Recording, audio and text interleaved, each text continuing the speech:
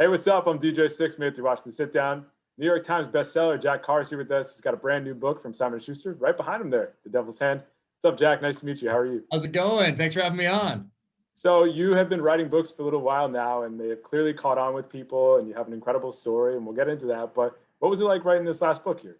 Yeah, so this one, we were all in the house, as most people have a similar experience over this past year where maybe they were going to an office or they were traveling for work. Well, they ended up at home, and I was no exception. And not only was I at home, but the kids were back from school, and everyone was here on top of one another in the house. So this was the book of constant interruption. So I know the audience can relate. But I was very lucky in this one because I didn't have to travel. The other ones, for the first one, I'd been to Iraq and Afghanistan before. I'd been to some of the other places that I described. For the second one, I'd been to Africa, South Africa, and Mozambique. I'd been to Odessa and Morocco. And then for the third one, I traveled to Russia and went to Kamchatka Peninsula, just south of Siberia, to put boots on the ground there to add some of that local flavor. For this one, The Devil's Hand, I was lucky in that a lot of it was academic research. It was mostly US based. I'd been to many of the places that I describe in the novel. So really, I was researching infectious diseases and the weaponization of infectious diseases well before COVID hit. So I did the outline for this novel starting in August of 2019. Wow. So by the time we're getting into January and February, that outline is now turning into a novel, and COVID's hitting. But the real theme of this book is what the enemies learned by watching us.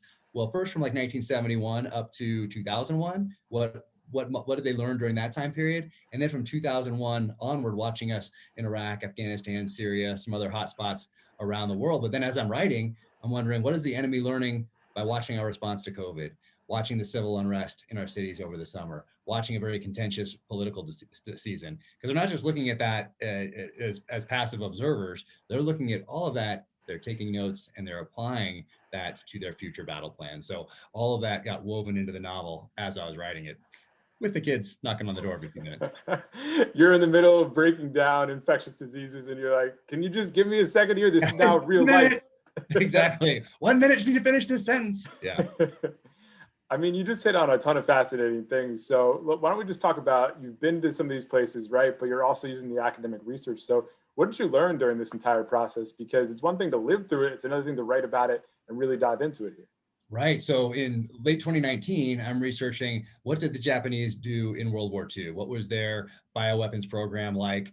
Who did they use it on? What did they learn from that? And then where did that knowledge go after the war? Same thing with the Germans. What did they develop during World War II? And then what happens as the Soviets closed in, as the US, the Allies closed in here? What happened to that research after the war? Well, from both of those, it helped build up the bioweapons program of the then Soviet Union and of our country. And then in the 1970s, we start signing these treaties on these conventions on bioweapons.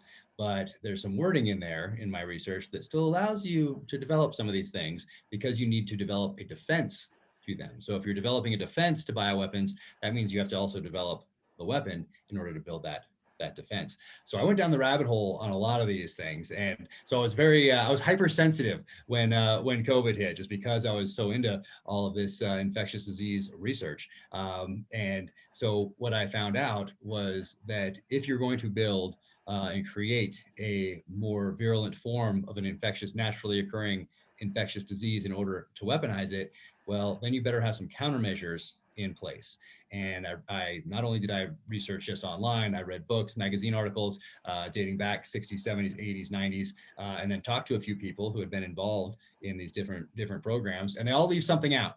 But as a journalist, what one person leaves out and you talk to someone else, well, that other person, they might leave out what that other person told you. And if you talk to 6, 7, 8, 9 different people, you can kind of weave these things together. So my takeaway was that I would be shocked if we didn't have some of the countermeasures in place that I describe in the novel.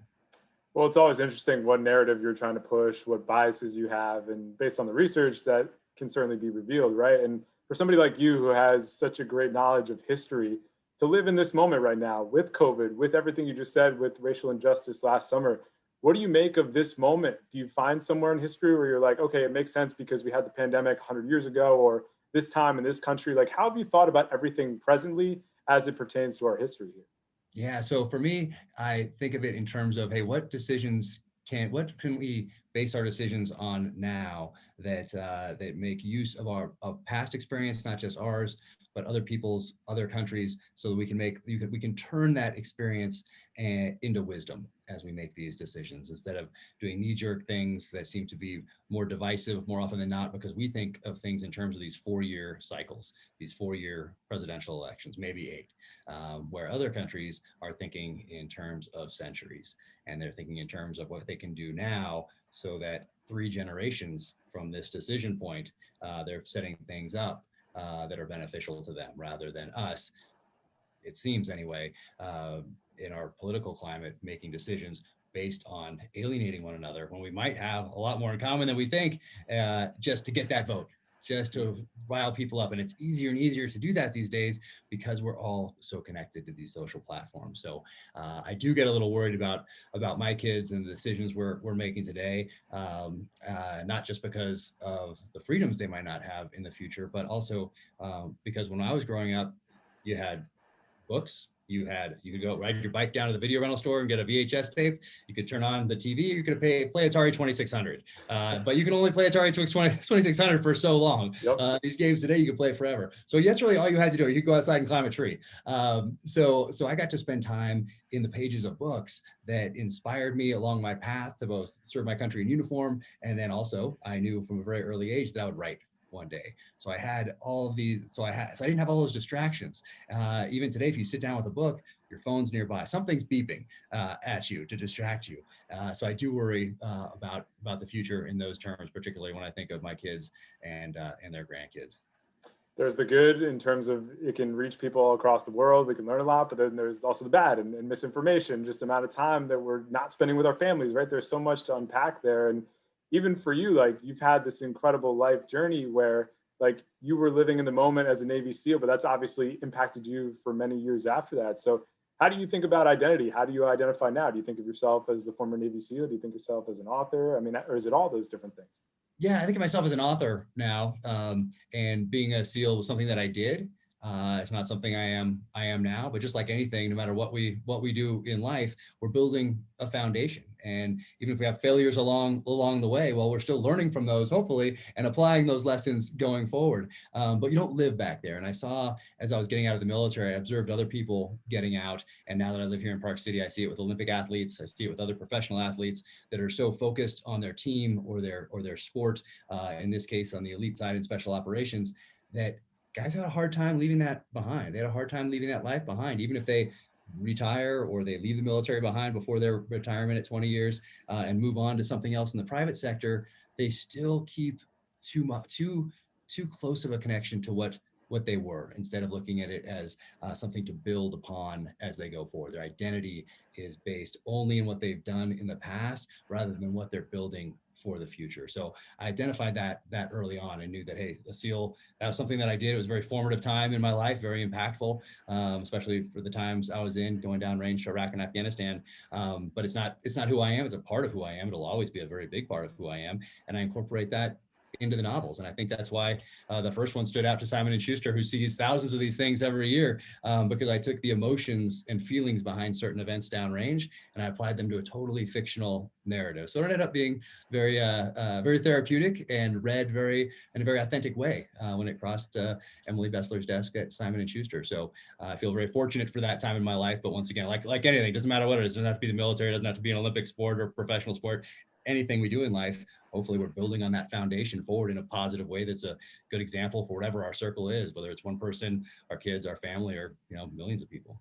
I mean, I think that's the perfect way to put it. And it makes so much sense why your books have resonated with people, because you lived it, but you've also been able to put it in a book that people can understand it, right? I feel like so much of the conversation about the military is that we don't actually understand what you and the rest of the troops actually endure when you're overseas, or what you endure when you come back over, when you come home. So what do we as the public get wrong about the whole conversation with the military? What are we missing that we don't talk about enough here? Well, I think there's a misconception that everyone that comes back because of Hollywood's portrayal, particularly at the end of Vietnam, Mhm. up through today, that you're somehow how damaged from that experience. And some people are. I don't want to discount what people go through when they're talking, especially when we're talking about traumatic brain injury, we're talking about post-traumatic stress, and then we're adding maybe some alcohol issues on top of that, some sleep dependency aid on top of that, marital problems on top of that. So you can see how this caustic cocktail is created in that respect. But it's not just for people in the military. People in other walks of life experience those things as well. And I think that misconception is that everyone is like damaged goods and needs a handout. And then the service member sees that as well. I mean, they watch these movies, they see these TV shows, they see this portrayal in media as well. And it's not a healthy thing to identify with, I don't think. We see people got back from World War II. What did they do? They got back to work. People come back from Korea, they got back to work. That generation saw the Vietnam kids coming back and they said, you need to get a job. Get to work, son, like that sort of thing. And today we don't have that. So there's a balance to be struck there, and everyone is dealing with different issues, of course.